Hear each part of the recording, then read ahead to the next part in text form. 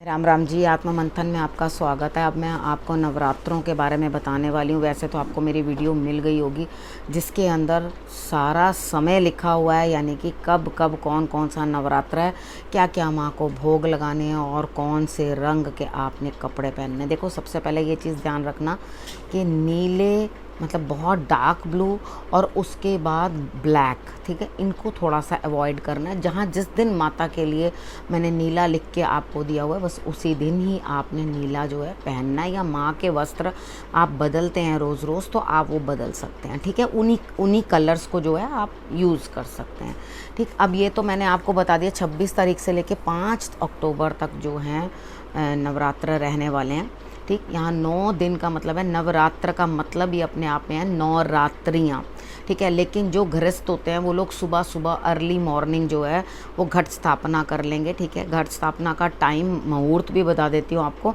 लेकिन वैसे तो मैं मानती हूँ कि नवरात्र अबुझ मुहूर्त है, किसी भी समय में कर सकते हैं। लेकिन घट स्थापना का और खेतरी बीजने का जो मुहूर्त है वो सुबह सुबह 6:10 से लेके 7:50 तक है। बाकी आप अभिजीत मुहूर्त ले सकते हैं जो 12:06 से 12:54 तक है, ठीक है, 54 तक, ठीक है, यहाँ तक है। अब आप लोगों ने इस मुहूर्त के अंदर घट स्थापना कर लेनी है। अशोक के पत्ते ले आना, उसका तोरण बना लेना, आम के पत्ते ले आना, और वो आपने नारियल जो लाया हुआ है उसके ऊपर आपने क्या करना है, आपने मौली लपेटनी है, उसके ऊपर तिलक लगाना है, और तिलक लगाने के बाद उसको जो है आपने स्थापना कर देनी है। जब आप कलश रखोगे उसके ऊपर आम्र पत्ते रखना, उसके बाद कटोरी ले लेना, हलवा प्लेट ले लेना या ढक्कन ले लेना। ढक्कन में आपके चावल आ नहीं पाएंगे, उसके अंदर रंगे हुए चावल यानी कि हल्दी और चावल मिक्स करके उस कटोरी में हलवा प्लेट के अंदर डाल देना, और उसके ऊपर रख लेना आप नारियल, ठीक है। यहाँ पर अगर आप लोग मिट्टी का बर्तन लेना चाहते हो तो बहुत अच्छी तरह से, यानी कि मिट्टी का घड़ा जो होता है वो लेना चाहते हो तो अच्छी तरह से चेक कर लेना, क्योंकि आपने 9 दिन तो उसको हिलाना नहीं है कलश को, तो उसके अंदर से मैक्सिमम टाइम क्या होता है कि पानी सूख जाता है, जो कि एक अपशगुन हो जाता है, ठीक है। यहाँ आपने करना क्या है, आप स्टील का बर्तन, लोटा वगैरह ले सकते हो, पीतल का ले सकते हो, ठीक है। और उसके बाद उसके ऊपर आप मिट्टी लगा सकते हो, ठीक है, थोड़ी सी, या लाल चंदन जो है उसको घिसकर उसके ऊपर लगा लेना। वो लोटे के नेक के ऊपर भी आपने जो है मूली बांध लेनी है, ठीक है। घट स्थापना इस तरीके के साथ आपने करनी है। उधर भी आपने गणेश और ओम लिखना है, तिलक लगाना है, ठीक है। इतना कार्य करने के बाद ये हो गई आपकी घट स्थापना। घर में बेटी है तो बेटी से करवा लेना, और अगर आप की बेटी नहीं है तो कोई दिक्कत नहीं है, आप खुद लेडी हैं घर की तो आप खुद जो है घट स्थापना जो है कर सकते हैं, उसी टाइम पे करना। उसके बाद जौ जो है वो रात को ही भिगो के रख देना, ठीक है, रात्रि को भिगो के रख देना। एक्चुअली मेरी वीडियो लेट इसलिए हो गई क्योंकि मेरे घर में काम चल रहा है, सारा कंस्ट्रक्ट हो रहा है, सामान बिखरा पड़ा है एकदम से, तो इतना ज़्यादा क्लटर हुआ है और इतना सारा दिन मैं टायर्ड हो जाती हूँ कि मैं वीडियो बना नहीं पाती, तो इसलिए लेट हो गई हूँ आपको वीडियो देने में। लेकिन आपको रेगुलर वीडियो मिलती ज़रूर रहेगी, ठीक है। जो आपने भिगो लेने, आपको याद होगा लास्ट टाइम भी आप लोगों में से किसी ने मुझसे प्रश्न पूछे थे कि मेरी खेतरी पीली पड़ जाती है, मेरी खेतरी अलग अलग आती है। तो जब आप जौ भिगोते हो तो जौ भीगे रहने दो, और उसके बाद उसके ऊपर जो है जो खोखले होते हैं वो सब ऊपर आ जाते हैं, तैर जाते हैं, ठीक है, उनको साइड कर लेना। और उसके बाद जो नीचे सेटल होते हैं सिर्फ उन्हीं को ही आपने डालना है। उसके बाद आपने मिट्टी पहले डालनी है, मिट्टी को भी अच्छी तरह से साफ़ कर लेना, धो लेना कहा है पानी डाल के, ठीक है। तो उसको अच्छी तरह से अपने शेल्फ़ के ऊपर, किचन की शेल्फ़ के ऊपर आप उसको रख लेना, छानना चाहो तो छान लो, और उसके बाद उसके अंदर से अच्छी तरह से कंकर वगैरह निकाल के उस मिट्टी को आपने नीचे डाल लेना है। मिट्टी के ऊपर तो पानी आपने पहले ही डाल दिया धोते टाइम, तो वो गीली गीली मिट्टी उठाकर आप उसके अंदर डाल देना। उसके ऊपर आपने डालनी है रेत को भी आपने धो लेना है, क्योंकि वो सड़क पे पड़ी होती है और कौन कौन उस पे से गुज़र के गया होता है मालूम नहीं होता, ठीक है। तो उसको भी आपने अलग से जो है वॉश कर लेना पानी से, उसके बाद थोड़ी थोड़ी स्प्रिंकल कर देनी है। अब बारी आती है जौ की। अब जिसने भी 9 दिन सिर नहीं धोना वही आगे आए खेतरी बीजने के लिए। कुछ लोग 2 लोग मिलके हाथ लगा देते हैं, मैं उसको ठीक नहीं मानती।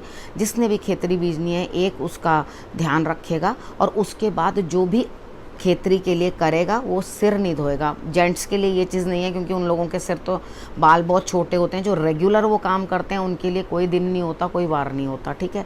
तो कोई वो भी नहीं करते उनके लिए कि कोई वहम करना, ठीक है। लेडीज़ के लिए होता है कि उन्होंने सिर नहीं धोना होता उतने दिन, ठीक।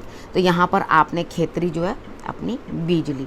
अब खेतरी बीजने के बाद जयकारे लगाओ। जो आपने प्याला भी लिया है उसके ऊपर भी आपने मोली जो है वो बांधनी है, ठीक है। अब आपने फूल चढ़ाने हैं माता रानी को, जो भी फ्लावर्स आपके पास हैं, बाहर से ला रहे हो, जो भी कर रहे हो। इत्र उनको देना है, ठीक है। कॉटन में लगा लो इत्र, और उसके बाद वो माता रानी को भेंट कर दो। आपने माता रानी का श्रृंगार कर लिया, सब कुछ कर लिया, उनको आपने विराजमान कर दिया, खेतरी आपने रख दी, आपने कलश भी आपने स्थापना कर दी। करने के बाद आपने क्या करना, अब आपने माता रानी को प्रसाद का मतलब जो भी है भोग लगाना है, ठीक है। वीडियो में मैंने आपको हर दिन का बताया आपने क्या क्या भोग लगाना है, तो उसको आप चेक कर लेना, उसमें आपने क्या क्या भोग लगाना है। अब इसके बाद हमने खेतरी भी कर ली, हमने घट स्थापना भी कर ली, हमने नारियल भी रख लिया, हमने कार्य कर लिया। अब आपने क्या करना है, दुर्गा स्तुति, दुर्गा सप्तशती, दोनों में से जो आपको प्रिय लगती है वो आप निकालो। निकाल करके उसको जो है उसका पाठ करो, ठीक है। 1 घंटा लगता है पूरी पढ़ने में। अगर आप 1 घंटे का टाइम दे सकते हो, 4 बजे शाम को करना, ठीक है। रात्रि का मतलब अब यहाँ पर क्या चीज़ है, आपको जो ये पूजा करोगे, ये माता रानी ने अपने अलग अलग स्वरूपों में जो जो कार्य किए, लेडी का पूरा जो है जीवन इसके अंदर दिखाई देता है कि वो बचपन से लेके संतान उत्पत्ति तक किस तरह से आगे बढ़ती है, ये आपको सब पता चलेगा। उसके बाद हमारी बॉडी के अंदर जो सारे चक्र हैं वो एक्टिवेट होते हैं एक एक रात्रि। यहाँ रात्रि की पूजा का विशेष महत्व है। अब खेतरी बीजने के लिए जो सन्यासी वगैरह होते हैं या मंदिर में, वो लोग खेतरी जो है कुछ लोग सुबह मॉर्निंग में बीजते हैं और कुछ लोग जो है शाम को करते हैं। तो आप शाम को भी कर सकते हो, लेकिन गृहस्थों के लिए मॉर्निंग में, ठीक है। आपने उसके बाद खाना क्या है आप लोगों ने, ठीक है। जिन्होंने व्रत रखा हुआ है तो व्रत रखा है तो व्रत वाला खाना खाना, यानी कि अन्न नहीं खाना। अब आप कहोगे कि भाई अन्न की मनाही क्यों है। एक्चुअली क्या होता है, गेहूं जो होती है अंदर बॉडी में इन्फ्लामेशन पैदा करती है, ठीक है। अब यहाँ पे क्या होता है, हम एक सीज़न से दूसरे सीज़न तक जा रहे हैं, ठीक है। 4 नवरात्र होते हैं, 2 गुप्त रहते हैं और 2 जो है प्रकट नवरात्र होते हैं, जो हम लोग करते हैं, गृहस्थों के लिए होते हैं। जो गुप्त नवरात्र होते हैं वो सन्यासियों के लिए होते हैं, वो ही लोग जो हैं उस समय पे पूजन करते हैं, ठीक है। तो ये जो नवरात्र होते हैं इसमें काफ़ी सारी चीज़ों का पालन करना पड़ता है, ब्रह्मचार्य का पालन करना पड़ता है। और उसके बाद जो भी अखंड जोत जगाता है, जो भी सेवा लेता है, उसे वहीं ज़मीन पर बिस्तर लगाकर सोना पड़ता है। तो इन चीज़ों का ध्यान रखते हुए कि अखंड जोत की बहुत ध्यान रखना पड़ता है, बहुत पालना करनी पड़ती है। माता रानी का सम्मान करें। जिस समय पे माता रानी को आप अंदर जिस समय खेतरी बीजते हैं, माता रानी के जयकारे लगाएं। अब खेतरी के साथ क्या चीज़ है, 6 महीने में क्या होने वाला है, ये आपको खेतरी बताती है, आपका नारियल बता देता है और बहुत कुछ। कितना आपने तरह तरह के लोग अलग अलग तरह की बातें करते हैं, कुछ कुछ बताते हैं, लेकिन जो मैंने अपने जीवन में प्रत्यक्ष चीज़ें देखी हैं और जो एक्सपीरियंस किया, मैं उसी से ही आपको सारी चीज़ें बताती हूँ। नारियल ज़रा अच्छी तरह से हिलाकर उसमें पानी होना चाहिए, वो चीज़ देखनी है आपने, ठीक है। उस चीज़ को आपने अच्छी तरह से देखभाल के चीज़ों को लेना है, ले लिया। अब उसके बाद आपने पूजन करना है। कुछ लोग अर्ली इन द मॉर्निंग लेने जाते हैं, क्योंकि अभी 1 दिन पहले तो श्राद्ध होता है, वो लोग नहीं लाते उस दिन खेतरी को, तो भी कोई प्रॉब्लम नहीं है। आप अगले दिन भी जाकर ला सकते हो और ला करके आप खेतरी जो है बीज सकते हो। लेकिन एक चीज़ ध्यान रखना, जो वेडनेसडे आता है या संडे आता है, उस दिन हमने खेतरी का विसर्जन नहीं करना होता, नहीं निकालनी होती घर से, ठीक है। तो उस दिन जो है हमने थोड़ा सा तालमेल अपना इस तरह से बना के रखना है कि हमें जो है लाभ हो। अब इस बार माता रानी आ किस पे रही है सवारी पे, हाथी पे। हाथी पे आ रही है तो विजय दर्शाती है माता रानी, यानी कि खूब लाभ फ़ायदा इस बार दिखाई देता है। धरती उपजाऊ, बारिशें ज़्यादा, ठीक है। यहाँ पर अन्न धन की कोई कमी नहीं होगी, ठीक है। हाथी पे तो वही इंसान जाता है जिसकी बड़ी कोई जो कहते हैं हिम्मत होती है, ठीक है। तो इस बार माँ जो है हाथी पे हमारे पास आ रही हैं और आप लोगों ने माता रानी का स्वागत बड़ी धूमधाम से करना है। अब मेरे हिसाब से मुझे ऐसा लगता है कि मैंने आपको सारी चीज़ें जो हैं समझा दी हैं। अगर कुछ भी रह गया हो, गंगा जल मैंने आप लोगों को बता दिया जिनकी खेतरी पीली हो जाए, स्वास्तिक बनाना है। उसके बाद अगर अखंड जोत जगानी है तो अखंड जोत जगाने के लिए आपने एक प्लेट ले लेनी है, उसके बारे में भी समझा देती हूँ, ठीक है। तो एक प्लेट ले लेनी है और प्लेट लेके जो थाली जो भी है आपने जो लेनी है उसके अंदर आपने स्वास्तिक का निशान भी बनाना है, ओम भी बनाना है, ठीक है। और उसके बाद आपने करना क्या, उसके बीच में आपने जोत रख देनी है।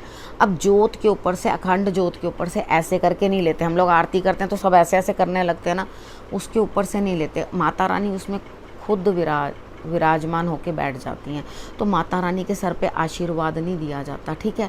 अब काफ़ी सारी चीज़ें हैं जो मैं आपको इसी वीडियो में समझाती जा रही हूँ। डाउट हो तो बता देना, मैं अलग से और चीज़ें बता दूँगी। मैं इतनी सारी चीज़ें आपको एक ही साथ समझा देती हूँ कि उसके बाद आपको कुछ शायद ज़रूरत ना हो। मैं भी इंसान हूँ, कोई एक आधी चीज़ अगर भूल जाती हूँ तो मैं आपको ज़रूर वापस उस चीज़ को बताने की कोशिश करूँगी। इस बार जो है आपने रुई की बाती बनानी है, रुई की बाती बना करके देसी घी की जोत जो है आपने जलानी है माता रानी के आगे और माता रानी का पूजन करना है, ठीक है।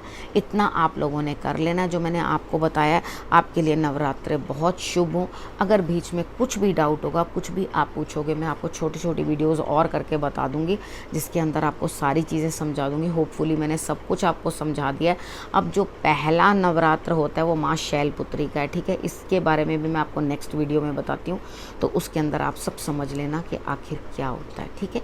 अब इस विषय को यहीं मैं समाप्त करती हूँ। नवरात्रि की आप लोगों को बहुत बहुत शुभकामनाएं। माता रानी आपके घर में खूब सुख, खुशी, समृद्धि, बच्चों को आपकी उन्नति, आपके कारोबार में उन्नति और आपकी संतान को भी जो है सुख शांति प्रदान करे। इसी के साथ मैं इस विषय को यहाँ समाप्त करती हूँ। अगले विषय के साथ आती हूँ। नमस्कार।